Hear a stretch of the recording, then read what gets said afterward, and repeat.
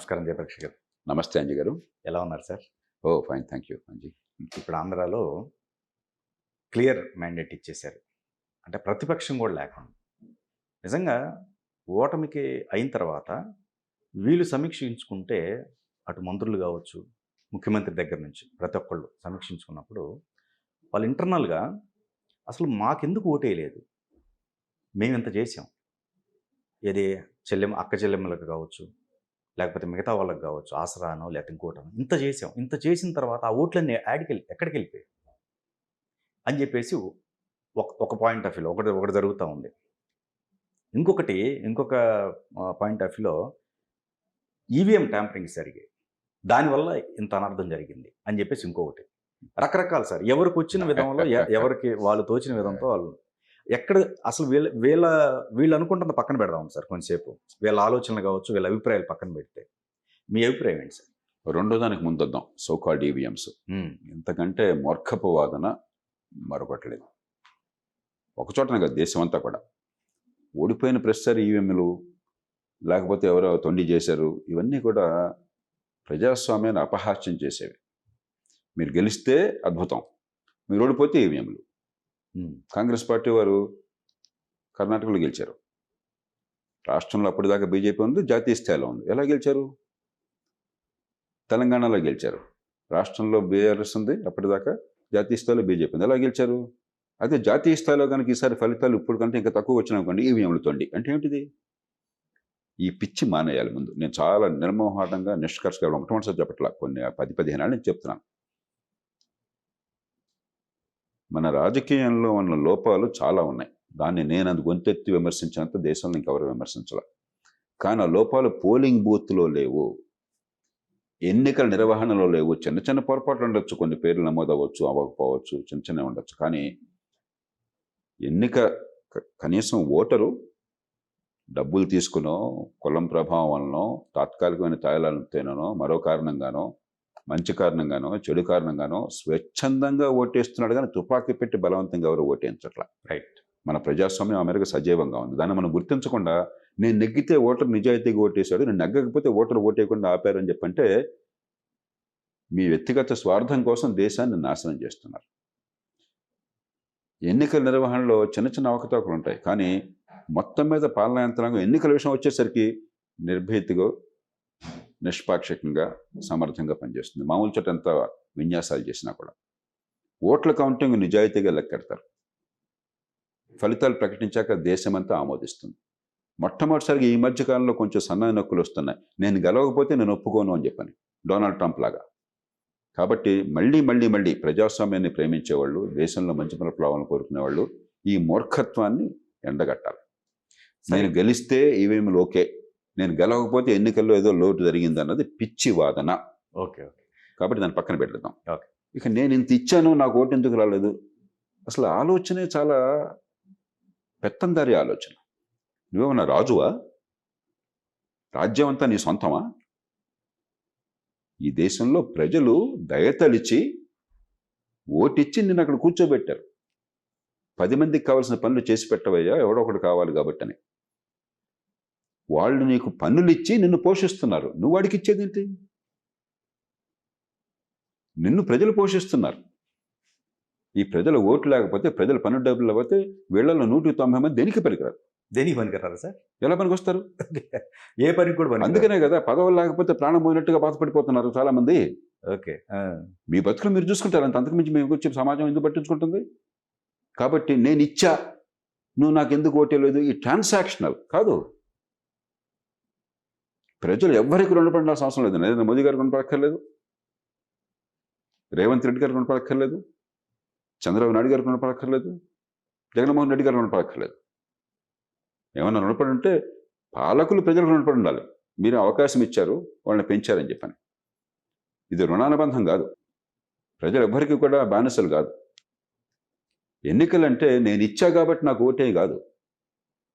అట్లాంటి దూరంతోనే కర్ణాటక ఇచ్చాం, గ్యారంటీలు ఏదో ప్రకటించాం, అమలు చేసాం, నామనోడించారు. ఇప్పుడు తెలంగాణ 5 నెలల క్రితమే కదా ఈ హామీలతో వచ్చింది, సగం సీట్లు పోయినాయి కదా. కాబట్టి ఎన్నికలు నేను నీకు ఇస్తాను, నాకు ఓటే అన్నది కాదు. అంటే మన రాజకీయాన్ని చాలా చులకనగా అర్థం చేసుకుంటున్నారు వీళ్ళు. రాజకీయాలు ఎట్లా ఉన్నారో నాకు అర్థం కావట్లా. వీళ్ళు రాజకీయానికి అనర్హులు ఇలాంటి వాళ్ళు. ఎన్నికలు అనేవి ఏం దారి చూపెడుతున్నావు ఉమ్మడి సౌకర్యాలకి, ఉమ్మడి భవిష్యత్తుకి? ఇప్పటిదాకా ఏం చేసావు? అంతకంటే ముఖ్యంగా భవిష్యత్తులో ఏ మార్గం చూపెడుతున్నావు నాకు? పేదరికం ఉన్న దేశంలో, నిరుద్యోగం తాండవిస్తున్న దేశంలో, గ్రామీణులు ఇప్పటికి కూడా 165 మంది ఉన్న దేశంలో, అసంఘటిత రంగం రెక్కాడితే కానీ డొక్కాడిన వాళ్ళు 185 మంది ఉన్న దేశంలో 5 ఏళ్లకో 10 ఏళ్లకో 15 ఏళ్లకో ఏ మార్గాన్ని చూపెడుతున్నావు? ఎలాంటి భవిష్యత్తును ప్రతిపాదిస్తున్నావు? అది చేయకుండా ఉన్నది కొనసాగిస్తాను, మేము విఫలమైనాం కాబట్టి అన్నింటిలో కూడా ఎందుకు పనికిరాని దద్దమ్మలం కాబట్టి పన్నుల డబ్బు కొంత వాటా నీకు డబ్బులు ఇచ్చేస్తాను, నాకు ఓటేయి. ఏమిటిది? అంటే దేశంలో పేదరికాన్ని కొనసాగించి దేశాన్ని అధ్వాన స్థితికి పంపించి మనం వీలైనంత దోచుకుని పెత్తందారులు చేసి ప్రజలను అలాగే ఉంచేద్దామనా?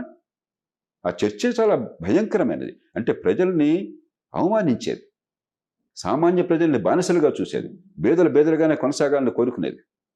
నేను పెత్తందారుగా ఉండాలి, సామాన్యులు అట్లాగా బానిసలుగా ఉండాలని చెప్పినది.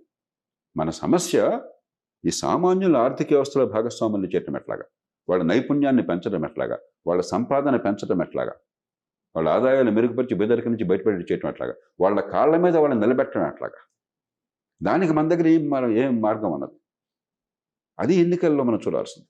అంతేగా నేను ఇచ్చా నువ్వు నాకు ఇచ్చే అన్నది చాలా చౌకబారు రాజకీయం, ప్రజాస్వామ్యాన్ని అపహాస్యం చేసే రాజకీయం. కానీ ఎక్కువ శాతం అంటే ట్రాన్స్పరెంట్గా దేశంలో కూడా ఎవరు చేయని విధంగా సంక్షేమాలు అందించావు. ఇంత సంక్షేమాలు అందిస్తే అసలు ఏ రాష్ట్రంలో లేనిది మళ్ళీ అదే చర్చకు వస్తుంది. అదే అది కదా అసలు వీళ్ళు ఎక్కడ రివర్స్ అయ్యి ఉంటారు సార్? ఈ ఓటర్లు కూడా ఎక్కడ రివర్స్ అయ్యి ఉంటారు? వీళ్ళకి ఓటరు బిచ్చగాడు కాదు, ఓటర్ని అవమానించబోకండి. ఓకే, సామాన్యులు మీకు బానిసలు కాదు, మీరు ప్రభువులు కాదు. మీరు వాళ్ళకి సేవ చేస్తామని దండం పెట్టి వాళ్ళ మద్దతు పొంది వాళ్ళ పన్ను డబ్బులు తీసుకుని దాంట్లో సగం తింటున్నారు మీరు. కాబట్టి ఓటర్ని మీరు అవమానించబోకండి.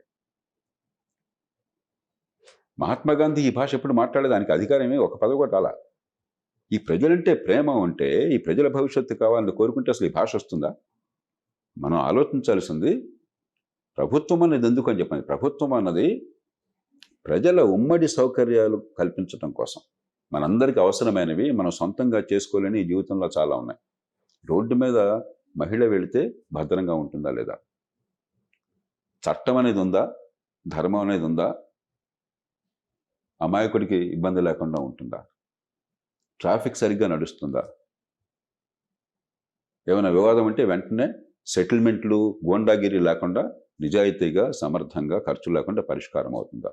ఇది మొట్టమొదటి ప్రభుత్వం చేయాల్సింది. ఆ తర్వాత ప్రభుత్వం చేయాల్సింది ఉమ్మడి సౌకర్యాలు. వర్షం కురిస్తే వరదలు వస్తే రోడ్డంతా గతుకులతో ఉంటే ఎక్కడికి పోయినా కూడా వీపుపోతే ఆ వాహన నాశనం అవుతుంటారు. రోడ్ల మీద వెళ్తున్నప్పుడు రవాణా కష్టమైతే అదేం పరిపాలన? అలాగే మంచినీళ్ళు మురుగునీళ్ళు కలిస్తే, మంచినీళ్ళు డబ్బులు ఇస్తాం మనం, కానీ మంచినీళ్ళు మురుగునీళ్ళు కలిస్తే ఎలా బతుకుతాం మనం? కరెక్ట్. రవాణా అధ్వాన్నంగా ఉంటే ఇప్పుడు ఇంత రద్దీ ఉంటుంది. కనీసం మెట్రో ట్రైన్లు అదనంగా పెట్టే శక్తి లేదు. ఎందుకని? మెట్రో డబ్బులు లేకుండా చేసాం. హైదరాబాద్లో చూడండి ఒకసారి మీరు, క్రిక్కిరిసి వెళ్తుంది. ప్రపంచంలో ఎక్కడ ఇట్లా ఉండదే? మెట్రో వేసినప్పుడు 20,000 కోట్లు ఖర్చు పెట్టినప్పుడు అదనంగా మెట్రో రైళ్లు పెట్టాలి కదా. ఎందుకు రావట్లేదు తెలుసా? మెట్రో ఏడాదికి 1,400 కోట్ల రూపాయలు వడ్డీ ఇవ్వాల్సి వస్తుంది. వీళ్ళకి వచ్చే డబ్బు రోజువారీ నిర్వహణకు సరిపోట్లా. అదనంగా రైళ్లు పెట్టాలంటే ట్రాక్ ఉంది కానీ రైళ్లు కొనాలి. రైళ్లు కొనడానికి డబ్బులు లేవు. రైళ్లు కొనడానికి డబ్బులు లేవు కాబట్టి 20,000 కోట్లు ఖర్చు పెట్టిన తర్వాత 1,400 కోట్ల రూపాయలు, అంటే రోజుకు 4 కోట్ల రూపాయలు వడ్డీలు చెల్లిస్తూ మెట్రో సౌకర్యం పెంచలేక రవాణా అంతా అతలకొతలం అయిపోయింది. ఎంత విచిత్రం ఇది! ఇది పరిపాలన? పవిత్ర భారతదేశంలో మాత్రమే ఇది సాధ్యం. రవాణా లేదు. సరే, పిల్లలకి చదువు డబ్బులు ఇచ్చి ఫీజు ఇచ్చి చదువు కొనుక్కుందాం అనుకున్నా కూడా 190 మందికి పొట్టకొస్తే అక్షరం ఒక్కరోజు పరీక్షల్లో పాసులు ఉంటాయి కానీ ఇంకెలా బతుకుతారు? ఆధునిక యుగంలో నైపుణ్యం లేకుండా, నిజమైన చదువు అందకుండా మీరు ఎలా ఎదుగుతారు? ఇప్పుడు పేదల పిల్లలు పేదలుగా ఉండాల్సిందేనా? అదేమంటే వాళ్ళు ఆ పేదరికం పోగొట్టడానికి విద్యను ఎలా పెంచాలి, పెట్టుబడులు ఎలా పెంచాలి, ఉపాధి ఎలా కల్పించాలి, అది లేకుండా గవర్నమెంట్ ఉద్యోగాలు ఇస్తామని చెప్పని డ్రామాలు ఆడతారు. ఎంతమందికి ఉద్యోగాలు ఇస్తారు? 100 మందికి ఉపాధి ఉంటే దేశం మొత్తంలో గవర్నమెంట్లో వచ్చేది 3 కూడా ఉండదు. 3కే. అదే మీరు 1000 ఉద్యోగాలు ప్రకటిస్తే ఒక 1,00,000 మంది పోటీ పడతారు, 2 లక్షల మంది. 2 లక్షల మంది పడ్డా, 20 లక్షల మంది పోటీ పడ్డా, ఆ 1000 ఉద్యోగాలే ఉంది, ఆ 100 ఉద్యోగాలే ఉంది. మిగతా 99,900 మంది ఏమవుతారు? అది మనం చెప్పట్లా. ఆ ఉపాధి ఎట్లా వస్తుందో మనం మాట్లాడట్లా. దీని చుట్టూ తిప్పేసి ప్రజల్ని వ్యవసాయం చేస్తున్నాం. ఆరోగ్యం ఇప్పటికి కూడా ఒంట్లో కొద్దిపాటి జబ్బు చేస్తే వేలకు వేలు ఖర్చు అయిపోతుంది. అంతకు మించి అసలు ఏమవుతుందో అర్థం కాదు మనకి. హాస్పిటల్ పాలు పెడితే మనం నరకాన్ని అనిపించండి అనుకుంటున్నాం. పారిశ్రామికీకరణ, చిన్న పట్టణాలు, మనకి ఏదన్నా ఉపాధి కావాలంటే ఉత్తరాది నుంచి ఇక్కడ దాకా వలసపోవాల్సి వస్తుంది. లేకపోతే మారుమూల గ్రామం నుంచి హైదరాబాద్కో, చిన్నపట్టణానికో, లేకపోతే బెంగళూరుకో. ఒక నిరుపేద 15,000 రూపాయల ఆదాయంతో రెక్కాడితే కానీ డొక్కాడిన వాటి ఇక్కడికి వచ్చి ఇల్లు ఉండదు, రవాణా ఉండదు. రేపు పొద్దున ఒక రోజు అన్న జబ్బు చేస్తే పట్టించుకునే ఆలన పాలన ఉండదు, బంధువులు మిత్రులు తెలిసిన వాళ్ళు ఎవరు ఉండరు, సామాజిక భద్రత ఉండదు. ఎలా బతుకుతున్నారు? ఎక్కడెక్కడ చిన్న పట్టణాలు వచ్చినాయి అనుకోండి, అభివృద్ధి అంతా హైదరాబాద్లోనూ బెంగళూరులోనూ మాత్రం పెరగాలి. హైదరాబాద్ బెంగళూరు పెరగాలి, అమరావతి రావాలి, చిన్నపట్నం రావాలి. కానీ చిన్న పట్టణాలు కూడా పెద్దగా వచ్చినాయి, బాగా ఎక్కువగా వచ్చినాయి అనుకోండి, ఎక్కడెక్కడ చిన్న చిన్న నైపుణ్యంతో లేబర్ ఇంటెన్సివ్ ఇండస్ట్రీస్ రావచ్చు. ఇవన్నీ చేసి ఆదాయాలు పెంచి ఆత్మవిశ్వాసాన్ని నింపాలి. కానీ అన్నిట్లో ఫెయిల్ అయిపోయాయి కాబట్టి నీ డబ్బులు ఇస్తా. ఎక్కడి నుంచి ఇస్తావు? ఈ ప్రజల డబ్బే. సగం డబ్బు మీరు తినేస్తున్నారు, సగం డబ్బు మీకోసం మీరు ఖర్చు పెట్టండి. మీ జీతాలు, మీ భత్యాలు, మీ గొడవలు తప్ప జనం గురించి దీనిలో ఊసేలేదు, జనానికి సేవ అందేదే లేదు. కైంకర్యం చేస్తున్నారు, ఖర్చు పెట్టడానికి ఎలక్షన్లో మరి తినకపోతే ఎట్లాగా? మిగతా డబ్బంతా బట్టన్ నొక్కి పంపిస్తున్నాము కాబట్టి నువ్వు రుణపడాలి అంటాను. ఎందుకు రుణపడాలి? పేదరికాన్ని కొనసాగించినందుక, పేదల్ని బెచ్చగాళ్ళుగా మార్చినందుక, ఆత్మగౌరవాన్ని అంతం చేసినందుక రుణపడాల్సింది? ఎవరు అడుగు రుణపడి ఉండాలి? కాబట్టి ముందు ఈ చర్చ నుంచి నేను కొంచెం చాలా స్పష్టంగా చెప్పాలి. నాకు చాలా వేదన కలుగుతుంది. ఈ దేశ ప్రజల్ని మనం బానిసలుగా మార్చేసాం. ఇప్పుడు జస్ట్ లైక్ బిజినెస్ లాగానే వాళ్ళు మాట్లాడుతున్న విధానం కూడా, ఇప్పుడు నేను ఇచ్చాను, నువ్వు నాకు తిరిగి ఎవరిదండి? ఎవడి బాబుగాడి సొమ్ము ఇచ్చామంటున్నాను. 5 ఏళ్లలో 2,70,000 కోట్లు ఇచ్చామంటున్నారు. 5 ఏళ్లలో 11-12 లక్షల కోట్లు ఖర్చు అయింది. ఏం చేసావు దాని నుంచి? ప్రజలకు ఏమందింది? ఎందుకు జీవితాలు బాగుపడలా? ఇంకా పుచ్చుకునే స్థితి ఎందుకున్నారు? నిజంగా పరిపాలన బాగుంటే పుచ్చుకునే స్థితి ఉండకూడదుగా, పెరగాలిగా ప్రజలు. అన్ని రాష్ట్రాల్లో చాలా పార్టీలు తంతులో నడుస్తుంది. నేను ఇస్తా. పేదలు మాత్రం పేదలు కొనసాగుతారు. ఎన్టీ రామారావు గారు ఎప్పుడో 40 ఏళ్ల క్రితం 1983లో ₹2 బియ్యం పెట్టారు. ఆనాడు మార్కెట్లో 3.5 ఉండేది బియ్యం రేటు. ఈవేళ మార్కెట్లో ₹40 అంటే ఇప్పుడు రూపాయి బియ్యమే అంటున్నారు. ఆనాడు ఇచ్చిన దానికంటే ఈనాడు 3-4 రెట్ల మందికి ఇస్తున్నారు. అంటే మీ లెక్క ప్రకారమే పేదరికం పెరుగుతుంది. Correct sir. పేదరికం పెరగట్లా, ఏదో పంచుతున్నారు ఓట్ల కోసం. కానీ ఈ సమస్య ఏంటంటే, మౌలికంగా నాకు ఈ బియ్యం అక్కర్లేదు, నాకు ఫ్రీగా కరెంట్ అక్కర్లేదు, నాకు ఫ్రీగా బస్సు అక్కర్లేదు, నాకు మంచి రవాణా కావాలా, నా పిల్లలకి మంచి విద్య ఉంటే నేను బతుకుతాను, నాకు ఉపాధి కావాలా అనే వ్యవస్థ నిర్మాణం చేయకుండా, ఉపాధి వచ్చే అవకాశాలు కల్పించకుండా నేను అది ఫ్రీగా ఇస్తాను, నేను అన్ని ఫెయిల్ అయిపోతాను, నీ బతుకు అట్లాగే ఉంచుతాను, అట్లాగే ఉన్నావు కాబట్టి నాకు ఓటేస్తావు కాబట్టి నేను నీకు ప్రతిఫలంగా నీ డబ్బుల్లో కొంత తినేసి కొంత డబ్బు పంచుతాను. ఇదా డీలు? ఇదా పరిపాలన? ఇలాంటి దేశం మనకు కావాల్సింది? ఇలాంటి సమాజం కోసం మహాత్మా గాంధీ పోరాడింది? ఇవన్నీ పెద్ద మాటలు అనిపించవచ్చు, ఒక్కసారి ఆత్మావలోకనం చేసుకోవాలి. ఎంతసేపు గీడి గెలిచాడా, ఆడి గెలిచాడా, ఈ కులమా ఆ కులమా, ఎవడు ఎమ్మెల్యే అయినాడు, ఇది తప్ప అసలు మన జనం బతుకులేమవుతున్నాయి, మన భవిష్యత్తు ఏమవుతుంది? మన ఆత్మగౌరవాన్ని కాపాడడం ఎట్లాగా, మన పేదరికాన్ని తొలగించడం ఎట్లాగా? పేదరికం తొలగించడం అంటే డబ్బులు పంపిణీ కాదు, సంపాదించే శక్తి, సంపాదించే అవకాశం. అండ్ ఇంకోటి సార్, మీరు గమనించినట్టయితే చంద్రబాబు నాయుడు గారి ప్రమాణ స్వీకారం తర్వాత ప్రీవియస్ అధికార దుర్వినియోగం చేసిన ఐఏఎస్ ఆఫీసర్లు కావచ్చు, ఐపీఎస్ ఆఫీసర్లు కావచ్చు, ఇంకా రకరకాలు వేరే వాటికి సంబంధించిన వాళ్ళు, వీళ్ళందరూ క్యూ కడుతున్నారు. ఆయన అపాయింట్మెంట్ ఇవ్వట్లేదు, ఆ గేట్ దగ్గర ఆపేస్తున్నారు. సో అధికారం అనేది శాశ్వతం కాదు. నాయకులు అనే ఇది మన రాజకీయ నాయకులు అనేవాళ్ళు ప్రతి 5 సంవత్సరాలకు వస్తూ ఉంటారు, పోతూ ఉంటారు. కానీ ఈ అధికార దుర్వినియోగం చేయటం వల్ల రాజును మించిన రాజభక్తి చూపెట్టేవాళ్ళు ఎప్పుడు అలాగే చేస్తారు. ఎవడు అధికారంలో ఉన్నా కూడా జీహుజలను కాళ్ళు పట్టుకోవటమే వాళ్ళందరికీ. ఓకే, ఇది పెద్ద వాళ్ళ కొత్తది కాదు. అందులో మన సంప్రదాయంలో మొత్తం నుంచి బానిసత్వం అలవాటైంది కాబట్టి అధికారం అంటే బెల్లంలాగా చేరడం సహజంగా జరుగుతుంది. 1967లో డిఎంకే అధికారంలోకి వచ్చింది తమిళనాడులో. అన్నాదురై గారు ముఖ్యమంత్రి అవుతున్నప్పుడు రాజగోపాలాచారి గారిని కలిశారు, చక్రవర్తి రాజగోపాలాచారి గారిని. రాజాజీ గొప్ప దార్శనికుడు ఆయన. చాలా ముందు చూపున్న మనిషి. ఈ దేశంలో మిగతా రాజకీయవేత్తల కంటే ఒక 30-40 ఏళ్ళు ముందు చూపున్న మనిషి ఆయన. ఆయన దగ్గరికి వెళ్ళి ఈ ప్రశ్న అడిగాడు, ఏమండి ఇప్పటిదాకా కాంగ్రెస్ అధికారంలో ఉంది దేశం అంతా, రాష్ట్రంలోనూ వాళ్ళ హుకుం నడిచింది, వాళ్ళు ఏం చెప్తే అది అధికారులంతా తలూపి చేశారు, మంచి చెడు ఆలోచించకుండాను, వాళ్ళని ఏం చేయాలి అన్నట్ట. అంటే రాజాజీ చెప్పారట, ఏమయ్యా వాళ్ళ కాళ్ళు పట్టుకున్నారు, నీ కాళ్ళు కూడా పట్టుకుంటారు, వాళ్ళకి సిగ్గుశారం లేదు, వాళ్ళకి నిజాయితీ లేదు, వాళ్ళ అధికారం ముందు మోకరెళ్తారు, వాళ్ళని కూర్చొని ఆలోచించబోక వాళ్ళని పక్కన పెట్టాయి. ఎవరైతే ఆనాడు ధర్మం కోసం పోరాడి ధైర్యంగా నిలబడ్డారో, గుడ్డిగా అధికారంలో ఉన్న మాట వినలేదో, మంచి చెడు ఆలోచించి చట్టబద్ధంగా చేశారు, వాళ్ళని గౌరవించుకో. వాళ్ళు నీ మాట కూడా గుడ్డిగా వినరు, కానీ వాళ్ళు నిజంగా ప్రజల్ని కాపాడతారు. కాబట్టి ఏ పార్టీ ప్రభుత్వంలో ఉన్నా కూడా మంచి వాళ్ళు ఉన్నారు. గత ప్రభుత్వంలో పనిచేసిన వాళ్ళందరూ చెడ్డవాళ్ళు అనుకోవటం పొరపాటు. అలాగే అధికారాన్ని ఆశించి కాలు పట్టుకునేవాడు మంచివాడు అనుకోవటం చాలా పొరపాటు. అంటే ఒకే సామాజిక వర్గానికి గత ప్రభుత్వం కొమ్ము గాయటం కూడా ఒక వ్యతిరేకత అనుకోవచ్చా? ఈ చర్చను నేను పూర్తిగా తిరస్కరిస్తున్నాను. వైకాపా ప్రభుత్వంలో అంటే రెడ్లను పెట్టారు, అంతా రెడ్లంతా చెడ్డవాళ్ళు. టీడీపీ ప్రభుత్వం వస్తే అంతా కమ్మవాళ్ళని పెట్టారు, కమ్మవాళ్ళంతా చెడ్డవాళ్ళు రేపుతున్నారు. దీని నుంచి బయటపడాలి. ప్రభుత్వంలో కొన్ని వేల మంది, కొన్ని లక్షల మంది పనిచేస్తారు. వాళ్ళల్లో మరి సెలెక్టివ్గా ఒక కులంలో ఉన్న వాళ్ళందరినీ కూడా తీసుకొచ్చి వాళ్ళందరినీ కూడా ఒక చెడుగా చిత్రించేసి అన్యాయం జరిగిపోయిందని వాపోవడం చాలా పొరపాటు. ఖచ్చితంగా సమాజంలో అన్ని వర్గాలకి ప్రాతినిధ్యం కావాలి. అంతకంటే అధికార యంత్రాంగంలో సమర్థులకి, నిజాయితీ పరులకి, ప్రజాక్షేమాన్ని పెంచే వాళ్ళకి పెద్దపీట వేయాలి. ఆ రకంగా చూడండి. ఆయన రెడ్డి రెడ్డి రెడ్డి అని మళ్ళీ మళ్ళీ చెప్తున్నాను, నేను తిరస్కరిస్తున్నాను పూర్తిగా. చాలా అవమానకరం, ఆ చర్చే అవమానకరం నా దృష్టిలో. వాళ్ళలో కొంతమంది కనీసం రెడ్డి అని పేర్లు ఎప్పుడు పెట్టుకోలే, అలా అనే హక్కు మనకు లేదు. కాబట్టి నేను దయచేసి వినమ్రంగా కోరుతున్నాను తెలుగు ప్రజలు, ఈ కులం జంజాట నుంచి బయటపడండి. గత ప్రభుత్వంలో చేసినా, ప్రస్తుత ప్రభుత్వంలో చేస్తున్నా కూడా మంచివాళ్ళు, సమర్థులు, ప్రజాహితాన్ని పెంచేవాళ్ళు కోకొల్లలుగా అన్ని కులాల్లో, అన్ని వర్గాల్లో ఉన్నారు. అన్ని ప్రభుత్వాల్లో కొందరు అట్లా పనిచేస్తున్నారు. వాళ్ళని గౌరవించండి. అదే కులం పేరు చెప్పి అవమానించబోకండి, వేలెత్తి చూపెట్టబోకండి. మీరు వాళ్ళని చూపెట్టి, వాళ్ళు మిమ్మల్ని చూపెట్టి చివరికి జన జీవితాన్ని నాశనం చేస్తున్నారు. అంతకంటే దారుణం ఇంకోట్లేదు. ఎన్టీ రామారావు గారు ఇలాంటి పెద్ద మైండెడ్తో 1994లో వచ్చారు.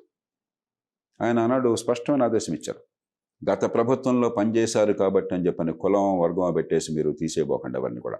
సమర్థులు, నిజాయితీ పరులు ఎవరున్నా వాళ్ళని కొనసాగించండి అన్నారు.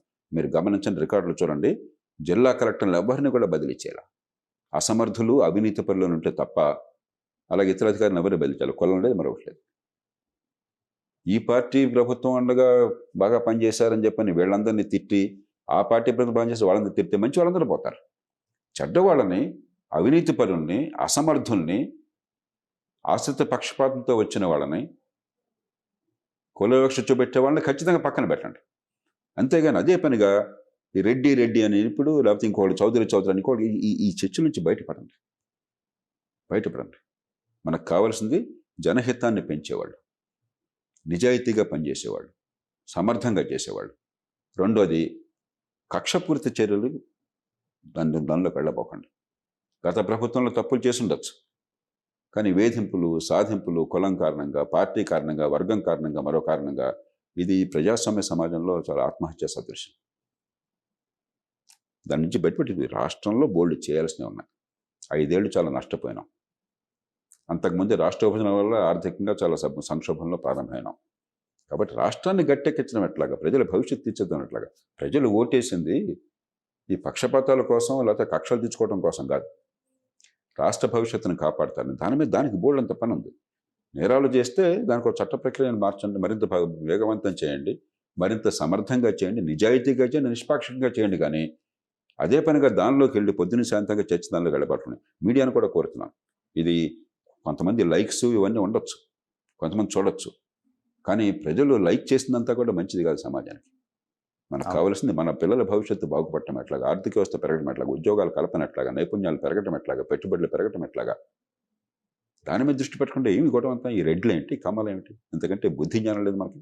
అండ్ ఇంకోటి సార్, ఎప్పుడైతే జగన్మోహన్ రెడ్డి గారికి సంబంధించి అంటే వైసీపీకి ఓటమి గురైన తర్వాత ఇప్పుడు జగన్మోహన్ రెడ్డి గారి పైన ఎమ్మెల్యేలు కావచ్చు మిగిలిన వాళ్ళందరూ ఇప్పుడు స్వరం పెంచుతున్నారు. గత 5 సంవత్సరాల్లో ఏం లేదు, ఆయన తీసుకున్న ప్రతి నిర్ణయాన్ని ఆమోదించారు. ఆ ఆమోదించిన వ్యక్తులు ఇప్పుడు మళ్ళీ బయటకు వచ్చి అసలు 3 రాజధానుల కాన్సెప్ట్ రాంగ్, మరి అప్పుడు చెప్పొచ్చు కదా, అంటే అప్పుడు అధికారం ఉందనా లేకపోతే ఇప్పుడు ఇట్లాంటివి వరుసగా సార్ ఒక్కొక్కళ్ళు, అందుకే అందరు ఒక్కళ్ళు కాదు, మీరు చెప్పిన దానిలోనే వాళ్ళ అలాగే నైజం బయటపడుతుంది. అపాయింట్మెంట్ ఇవ్వలేదు అంటగా గొడుగు పెట్టి ఆనాడు ఒక మట్టి మాట్లాడేది మనకు అనవసరం. ఇప్పుడు కేతిరెడ్డి గారు ఉన్నారండి, ఆయన కూడా అన్నారు అసలు మాకు అపాయింట్మెంట్ ఇవ్వలేదు, మేము వచ్చినప్పుడు ఎమ్మెల్యే వ్యక్తిగత విషయాల్లోకి వెళ్ళను. అంటే ఒక ముఖ్యమంత్రిగా ప్రజలకు తీసుకున్న నిర్ణయాల పరంగా సార్ ప్రజలు ఒక తీర్పు ఇచ్చారు, అందులో మామూలు తీర్పు ఇవ్వలేదు. ఓ పక్కన అభివృద్ధికి ఏమాత్రం అవకాశం లేకుండా చేశారు, మా భవిష్యత్తు అంధకారం అవుతుంది, తాత్కాలికమైన తాయిలాలు చాలవని స్పష్టమైన తీర్పు ఇచ్చారు. రెండో పక్కన మరీ అడ్డగోలుగా అసలు చట్టబద్ధ పాలన లేని దేశం మనది, దానిలో కూడా ఒక పరిమితి దాటి హద్దు దాటి ఒక మాఫియా రాజ్యంలాగా వచ్చిందని బాగా తీవ్రమైనటువంటి ఒక నైతికమైన వ్యతిరేకత వచ్చింది. అందువల్ల ఇంత ఏకపక్షంగా వచ్చింది. కానీ ఇప్పుడు అది వదిలేసేయండి. ఇప్పుడు రాష్ట్రాన్ని ఏం చేయాలి? ప్రజాస్వామ్యంలో ప్రతిపక్షం అవసరం. అలాగే ఇప్పుడు ఏకపక్షంగా సీట్లు వచ్చినా కూడా 40% ఓట్లు ప్రతిపక్షానికి ఉన్నాయి. కాబట్టి ఇప్పటికి కూడా పేదరికంలో ఉన్న వాళ్ళు ప్రభుత్వం నుంచి సాయం తప్ప వేరే మార్గం లేదనుకున్న ఉన్నారు 40% మంది. అది అర్థం చేసుకోండి. కాబట్టి దాని నుంచి బయటపడి ఆదాయాలు పెరిగి ఆత్మవిశ్వాసం కలిగినట్టు ఆలోచించాలి. కానీ ఇదేదో ఒక పార్టీ ఇద్దరు శత్రు రాజ్యాల మధ్య పోరాటం కాదు. నేను పూర్వం నుంచి చెప్తున్నాను, ఎన్నికలు కానీ ప్రజాస్వామ్యం కానీ 2 శత్రు రాజ్యాల మధ్య పోరు కాదు. ఈ రాజు ఆ రాజును ఓడించగానే చంపేయడం కాదు, ఆ రాజు ఈ రాజును ఓడించగానే చంపేయడం కాదు, బందీ చేయడం కాదు. ఇది ప్రజాస్వామ్యంలో మీ భావాలతో ప్రజల ముందుకు వెళ్ళారు, ప్రజలు ఒక భావం కావాలని కోరుకున్నారు, దాని ప్రకారం మీరు వినమ్రంగా పరిపాలించాలి, చేయాలి తప్పితే ఇదేదో గెలుపు ఓటమి, అసలు గెలుపు ఓటమి అన్న భాషే సరైనది కాదు ప్రజాస్వామ్యంలో. కానీ ఇప్పటికీ సార్ ఆత్మ పరిశీలన చేసుకుంటున్నారు వాళ్ళు, అసలు ఏంటి ఎందుకు ఓడిపోయామనే దీంట్లో ఉన్నారు. మీరే అన్న జవాబు చెప్పండి. జగన్మోహన్ రెడ్డి గారు అన్న టీం కూడా అసలు ఎందుకు ఓడిపోయాం? నేను చెప్తాను, నేను మొదటి నుంచి చెప్తున్నాను. 2 స్పష్టమైన కారణాలు కనిపిస్తున్నాయి. సంక్షేమమే పరిపాలన అన్న వాదన చాలా భయంకరమైనది, క్రూరమైనది, పేదలకి వ్యతిరేకమైనది, పేదరికాన్ని కొనసాగించేది. సంక్షేమం కావాలి, కానీ ఏం వాదన చేశారు? అభివృద్ధి కావాలంటున్నారు. వాళ్ళంతా పెత్తందారులు, మేము ప్రజల కోసం సంక్షేమం ఇస్తున్నాం అంటే సామాన్య ప్రజలకు సంక్షేమం తప్ప మీరు దానం చేస్తే పుచ్చుకోవడం తప్ప ఇంకో అభివృద్ధి లేదనమాట జీవితంలో. ఒక వర్గ పోరాటం అన్న భావం తీసుకొచ్చారు, చాలా ప్రమాదకరమైనటువంటి దాన్ని ప్రజలు తిరస్కరించారు. ఆ వాదన ప్రమాదం. మన కుటుంబాలు పెరగాల, మన ఆదాయాలు పెరగాల, మీరు మాత్రం ఎల్లకాలం బెచ్చగాళ్ళుగా ఉండాలి. ప్రపంచంలో ఎక్కడైనా సరే పేదరికం పోయేది ఉపాధి కల్పన నుంచి, ఆదాయం పొందే శక్తి నుంచి, నైపుణ్యం రావటం నుంచి, మంచి ప్రమాణాల విద్య నుంచి, మంచి ఆరోగ్యం నుంచి, పెట్టుబడుల నుంచి. పెట్టుబడులు ఇవ్వద్దు నా రాష్ట్రంలో, వాడికి వస్తే వస్తాడు, లేకపోతే లేదు. కాబట్టి అభివృద్ధిని పూర్తిగా నిర్లక్ష్యం చేసింది, ప్రజలు తిరస్కరించారు. రెండోది ఒక మాఫియా రాజ్యంలాగా కనిపించింది, అంత భయం వెనకాల దాగి ఉండాల్సి వచ్చింది. ప్రజాస్వామ్యంలో ఒక మాఫియా రాజ్యం బడితున్నవాడిదే బర్రె అయినట్టయితే అసలు మన దేశంలో సరైన పాలన లేదు, ఎక్కడా లేదు, చట్టబద్ధ పాలన లేదు. కానీ అది కూడా శృతి మించి హద్దు ఆపు లేకుండా ఉంది. అందుకనే అంత తీవ్రంగా ప్రజలు ఆగ్రహానికి గురయ్యారు. ఇక వదిలేసిన దాని నుంచి పాఠాలు నేర్చుకోవాలి. పాఠాలు నేర్చుకుని ఇప్పుడు ఈవేళ సంక్షేమంతో పాటు అభివృద్ధిని సాధించడం ఎట్లా, సంపద పెంచడం ఎట్లా, పెట్టుబడులు పెంచడం ఎట్లా, మౌలిక సదుపాయాల కల్పన ఎట్లా. తీర ప్రాంతంలో ఉన్న రాష్ట్రం కాబట్టి ఆంధ్రప్రదేశ్లో పెట్టుబడి పెడితే బాగుంటుంది, మంచి లాభాలు వస్తాయి, మంచి నైపుణ్యం ఉంది, మరి ప్రజలకి మంచి జరుగుతుంది అని ముందుకొచ్చే వాళ్ళని ప్రోత్సహించడం ఎట్లాగా, డబ్బుని సద్వినియోగం చేయడం ఎట్లాగా, పొదుపరితనంతో పాటించడం ఎట్లాగా. అలా కాకుండా ఎడాపడి అప్పులు చేసేసి అంత ఎస్క్రో అకౌంట్లు పెట్టేసి గవర్నమెంట్ ఆస్తులు కూడా తాకట్టు పెట్టేసి రేపు పొద్దున ఏముంది నాకు అనవసరం అని చెప్పని ₹1,00,000 కోట్ల బకాయిలు పెట్టేసి ఇది పరిపాలన, ఇది అరాచకత్వం, ఇది. దాన్ని తిరస్కరించారు ప్రజలు. కానీ ఇక్కడ సార్ మీరు చెప్పిన మొదటి అంశంలో పేదరిక నిర్మూలన, ఇప్పుడు వాళ్ళు ఆయన చెప్పింది కూడా ఏంటి, ఆసరా, వాళ్ళకి ఆసరా కల్పిస్తూ నేను అమౌంట్లు ఇస్తున్నాను, నేను అక్కడ నిర్మూలన కాదా సార్? అంటే వాళ్ళకి ఎన్నోసార్లు చెప్పాను, మీరు నాకు దానం చేస్తే పేదలకు నిర్మూలన ఎట్లా అవుతుంది? సపోర్ట్ ఇచ్చారు, రేపు పొద్దున ఏమైంది? ఓకే, ఎల్లుండి ఏమవుతుంది? ఆవిడ ఏమవుతుంది? నా సంపాదన పెరగాలంటే నా శక్తి పెరగాల, నాకు నైపుణ్యం రావాలి ఆధునిక వ్యవస్థలో, నాకు అవకాశాలు పెరగాల, ఓకే. పెట్టుబడులు రావాలా, మౌలిక సదుపాయాలు కావాలి, ఉపాధి కల్పన కావాలి. పేదరికాన్ని తొలగించడానికి దానం చేయడం మార్గం అనుకోండి. ఫస్ట్ ఆఫ్ ఆల్ దానం కాదు, ఎవడు బాబుగాడి సొమ్ము కాదు, ప్రజల డబ్బే. రైట్. ఈ 5 ఏళ్లలో 10-12 లక్షల కోట్ల రూపాయలు ప్రభుత్వం ఖర్చు పెట్టి 2,70,000 కోట్లు ఇచ్చామని చెప్తున్నారు. మిగతా 10 లక్షల కోట్లు ప్రజల డబ్బే. దానికి ఠికానా లేదు. దానివల్ల ఏం జరిగిందో మనకు తెలియదు, దేవుడికి ఎరుక, మాకు తెలియదు. ఈ 2,70,000 కోట్లు దానం ఇచ్చావు, కానీ ఇచ్చాను అంటున్నావు, దానం కాదు అది. ప్రజల డబ్బు కొంత భాగం తిరిగి ఇచ్చావు, కానీ ప్రజల ఆదాయాలు పెరిగే మార్గం ఏం చూపెట్టావు నువ్వు? మనకైతే సొంత ఆదాయాలు పెరగాలనా? వాళ్ళకి ఆదాయాలు పెరగొద్దా? సంపాదించే శక్తి పెరగొద్దా? బేదల పిల్లలు బేదలుగా మిగిలిపోవాల్సింది. ఆయన తాత ఎరకాలం చేచాచి అర్థించి ఎలక్షన్ టైంలో 5,000 3,000 తీసుకుని ఓట్లు వేయాలనా? బానిసత్వం కొనసాగాలనా? ఇది పరిపాలన? ఇది ప్రజాస్వామ్యమా? ఇది ఏ పార్టీ అయినా సరే ముందు దీని నుంచి ఆలోచించే వాళ్ళు బయటపడాలి, పత్రికలు బయటపడాలి ఈ మూర్ఖత్వం నుంచి. ప్రజలు బెచ్చగాళ్ళు కాదు, నేను ఎప్పటి నుంచి చెప్తాను. ప్రజల్ని గౌరవించండి, అవమానించబోకండి.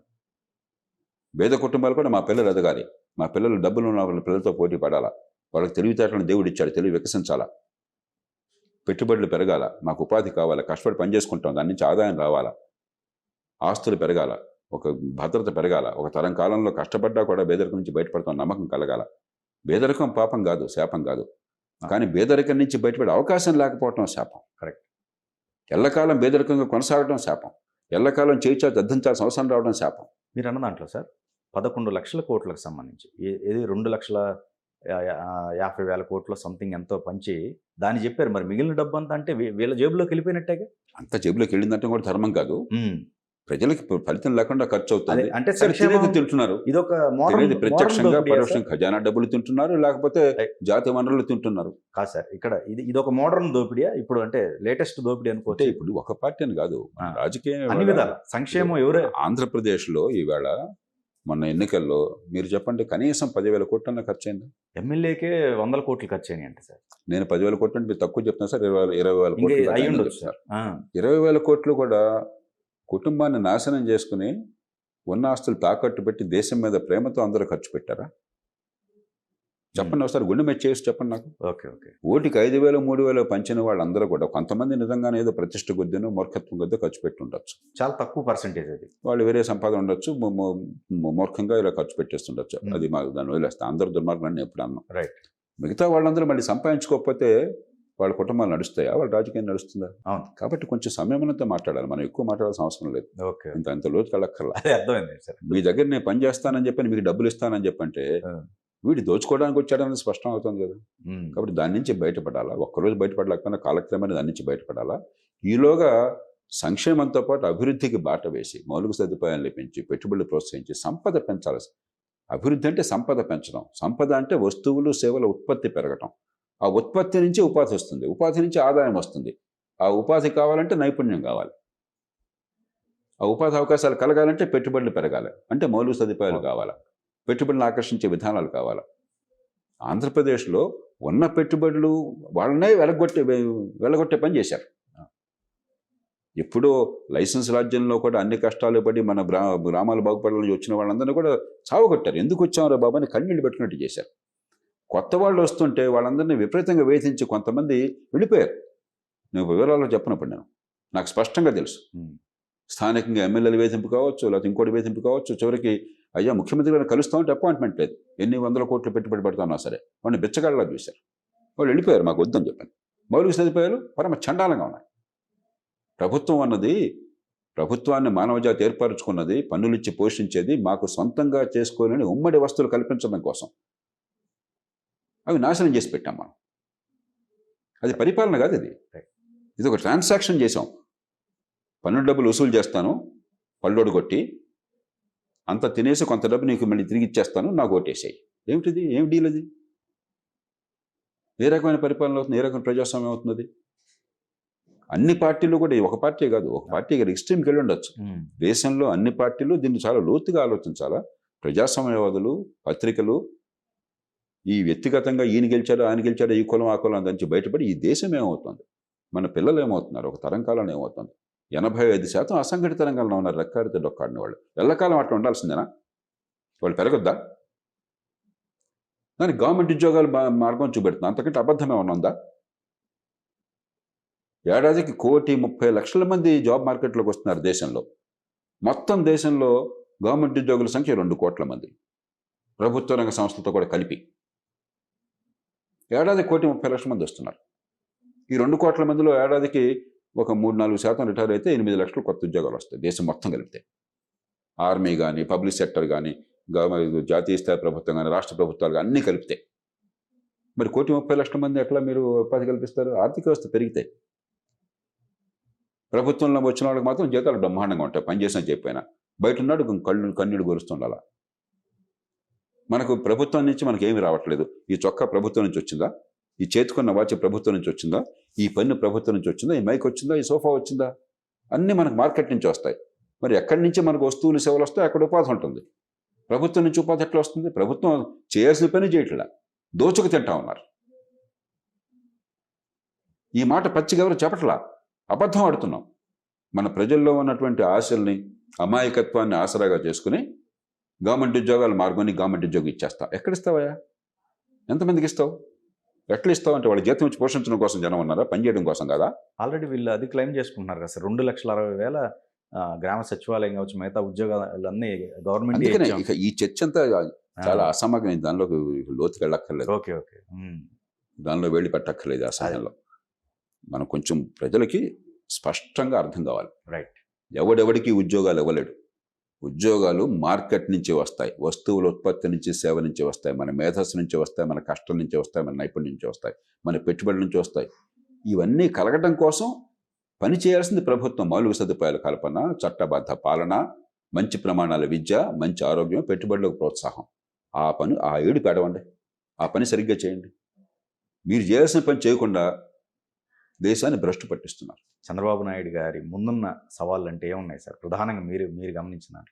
ఇప్పుడు అందరికీ తెలిసిందే. ఇప్పుడు ఒకప్పుడు చంద్రబాబు నాయుడు గారు ఆంధ్రప్రదేశ్, ఉమ్మడి ఆంధ్రప్రదేశ్లో కావచ్చు, అభివృద్ధికి, ఆధునిక సాంకేతిక విజ్ఞానానికి ఆయన ప్రతీకగా నిలిచారు, సంస్కరణకి. హైదరాబాద్ నగరం వాళ్ళు తనమానికంగా ఒక మామూలు నగరం ఈ స్థాయికి వచ్చిందంటే పూర్తిగా చంద్రబాబు నాయుడు గారు వేసిన పునాదులు. ఆ తర్వాత రాజశేఖర రెడ్డి గారు కానీ, ఆ తర్వాత బీఆర్ఎస్ కానీ చాలా బాగా చేశారు. కానీ పునాది వేసిన చంద్రబాబు నాయుడు గారు. అలాగే 2014-19 మధ్య ఆర్థికంగా సంక్షోభం ఉన్నా కూడా, తెలుగు ప్రజలు దిగాలు పడిపోయినా కూడా ఆంధ్రప్రదేశ్లో రాజధాని పోయింది, హైదరాబాద్ పోయింది, రకరకాల కారణాలుగా. ఆ లోటు లేకుండా చేసి, మౌలిక సదుపాయాల కల్పన చేసి, పెట్టుబడులు ప్రోత్సహించి కియా మోటార్స్ ఎట్లా వచ్చింది? తెలుగునాట ఒక పెద్ద ఆటోమొబైల్ కంపెనీ వస్తాం మనం ఊహించుకోవాలి. అలాగే మీకు ఒక గ్రీన్ఫీల్డ్ సిటీ నిర్మాణం కోసం ఏర్పాట్లు కావచ్చు, రాష్ట్రంలో అన్ని ప్రాంతాల్లో అభివృద్ధి కోసం చెప్పని మౌలిక సదుపాయాల కల్పన కావచ్చు, పోలవరం ప్రాజెక్టు వేగంగా నిర్మాణం కావచ్చు, ఒక ఆత్మవిశ్వాసాన్ని కలిగించారు. ఆ మొత్తం దెబ్బతింది 5 ఏళ్లలో. తెలుగునాట పెట్టుబడులు పెడితే మునిగిపోతాం అన్న పరిస్థితి తీసుకొచ్చారు, పారిపోయేట్లు చేశాం. కాబట్టి ఈవేళ మళ్ళీ మొట్టమొదటి ఆర్థిక పరిస్థితి చక్కదిద్దాలి. 1,00,000 కోట్ల రూపాయలు నాకు అర్థమైనంత వరకు బకాయిలే ఉన్నాయి. ఎక్కడ రికార్డులో కనిపించదు. ఎందుకంటే ఖర్చు పెడితే కదా రికార్డులో కనిపించేది. ఖర్చు పెట్టాలా, కానీ పెట్టాలా. మీరు పనిచేశారు, కాంట్రాక్టర్ ఎవరు, మీకు డబ్బులు ఇవ్వలేదు. ప్రభుత్వం తూనాబడ్డు ఉంది. ప్రభుత్వంతో బదిలీ పోరాడే శక్తి వాళ్ళకి లేదు. ఏడుస్తూ కూర్చున్నారు. కొన్ని వేల మంది వాళ్ళ కంపెనీలు ఉపాధితో కోల్పోయింది. లేకపోతే కొంతమంది ఉద్యోగులకు ఇతరులకు బకాయిలు ఇవ్వలేదు. 1,00,000 కోట్ల బకాయిలు ఉన్నాయి. కాబట్టి రాష్ట్ర ఆర్థిక వ్యవస్థను గాడిని పెట్టాలి. పరిపాలన ఎలా ఉందో మీరే చెప్పారు, ఎంత అధ్వాన్నంగా ఉందో. పక్షపాతంతో, రకరకాల కారణాలతో ఒక నేరపూరితమైన పరిపాలన తయారు చేశారు. దాని నుంచి కొంతమేరకైనా కూడా ఒక నమ్మదగ్గ పరిపాలన, సమర్థమైన పరిపాలన, నిజాయితీ అయిన పరిపాలన, ప్రజల హితాన్ని పెంచే పరిపాలన తీసుకురావడం. మూడోది మౌలిక సదుపాయాల కల్పన. ఆర్థికంగా కష్టమన్నా కూడా ఏదో రకంగా డబ్బులంతా కూడా సంక్షేమానికే కాకుండా సంక్షేమాన్ని కొనసాగిస్తూనే మౌలిక సదుపాయాల కల్పన కోసం గతంలో ఆయనకు పేరున్నది. నాలుగోది ఇవన్నీ చేస్తే పెట్టుబడిని ప్రోత్సహించడం. ఇవన్నీ ఒక దారి. దీంతోపాటు అతి కీలకమైనది, దేశంలో చర్చకి రానిది, ఇంక్లూజివ్ గ్రోత్. చంద్రబాబు నాయుడు గారు గ్రోత్ కోసం, ఆర్థిక అభివృద్ధి కోసం ప్రయత్నం చేస్తారన్న విషయంలో ఎవరికీ సందేహం లేదు. నరేంద్ర మోదీ గారు దానికోసం ప్రయత్నం చేస్తున్నారన్న విషయంలో ఎవరికీ సందేహం లేదు. అది అవసరం. కానీ దాంతోపాటు ఇంక్లూజివ్ గ్రోత్.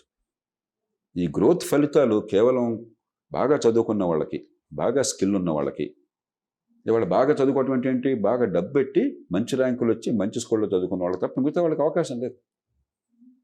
ఆధునిక యుగంలో స్కిల్ లేకపోతే, నైపుణ్యం లేకపోతే ఉపాధి మీకు రాదు, ఆదాయాలు పెరగవు. కాబట్టి మంచి ప్రమాణాల విద్య.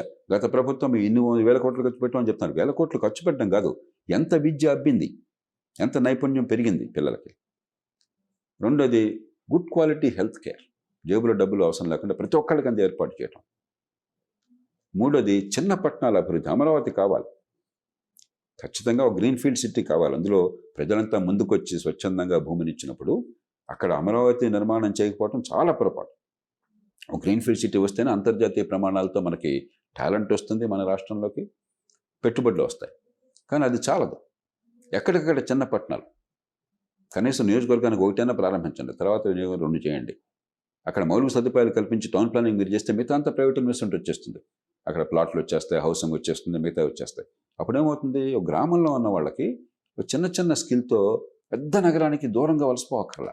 అక్కడే పక్కన 10 కిలోమీటర్లు 5 కిలోమీటర్ల దూరంలో మీరు వలసపోయారు అనుకోండి, 15-20 వేల రూపాయలు నెలకు వచ్చినా కూడా గౌరవంగా బతకచ్చు. ఆలనా పాలన ఉంటుంది, ఆదుకునే వాళ్ళు ఉంటారు, మన బంధువులు మిత్రులు తెలిసిన ప్రాంతంలో ఉంటారు. ఉన్న ఊళ్ళో పని చేసుకుంటూ సొంత ఊళ్ళో వ్యవసాయమో వాళ్ళ ఇల్లు చూసుకుంటూ ఈ చిన్న పట్టణంలో హాయిగా జీవితం గడుపుతూ పిల్లల చదువు ఆరోగ్యం చూసుకుంటూ గౌరవప్రదంగా బతకవచ్చు. అలా కాకుండా ఏమవుతుంది, చిన్న నైపుణ్యానికి కూడా హైదరాబాద్ పోవాలి, చెన్నై పోవాలి, బెంగళూరు పోవాలి. అక్కడ ఆలనా పాలన లేదు, పట్టించుకునే వాళ్ళు లేడు. ఏ సమస్య వచ్చినా కూడా జీవితం నరకం. కాబట్టి ఇన్సిటు అర్బనైజేషన్ అంటాం, ఎక్కడికక్కడ స్థానికంగా పట్టణీకరణ. పట్టణీకరణే అభివృద్ధికి నిదర్శనం. పట్టణీకరణ లేదు అంటే అభివృద్ధి లేదు, మనకి ఇష్టం ఉన్నా లేకున్నా కూడా. అలాగే వ్యవసాయంలో తెలుగు రైతులు చాలా ముందంజ వేసే రైతులు. అటు ఫిషరీస్ కావచ్చు, ఫిషరీస్ కొంత ఇబ్బందుల్లో ఉంది అంతర్జాతీయంగా మార్కెట్ కండిషన్స్ వల్ల. కాబట్టి దానికి ప్రోత్సహించి మార్కెట్ ఇండియాలో పెంచే ఏర్పాటు చేయడం, అట్లాగే ప్రాసెసింగ్ అని ఇంకోటి కానీ.